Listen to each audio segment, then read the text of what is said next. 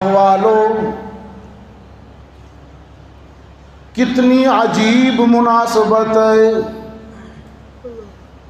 کتنا عجیب اتفاق ہے۔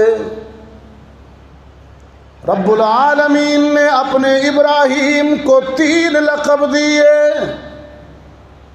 تو میرا صدیق ہے، تو میرا خلیل ہے، تو انسانوں کا امام ہے۔ اور عجیب مناسبت یہ ہے کہ یہی 3 لقب رحمت عالم نے اپنے ابو بکر کو بھی دیے، عطا کیے۔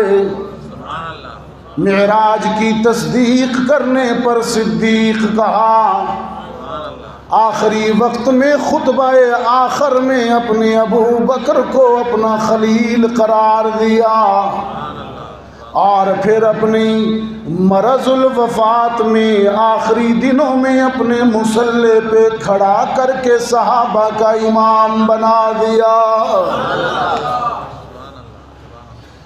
اللہ نے اپنے ابراہیم کو صدیق کہا، خلیل کہا، انسانوں کا امام بھی کہا، اور اللہ کے محبوب نے یہ تینوں لقب ابو بکر کو دے دیے۔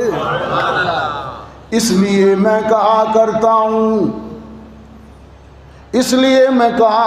ہوں ابو بکر مثل ابراہیم خلیل ہے، ابو بکر مثل ابراہیم خلیل ہے۔ ابراہیم نے رب کے ساتھ وفاؤں میں انتہا کر دی، اور ابو بکر نے محمد کے ساتھ وفاؤں میں انتہا کر دی۔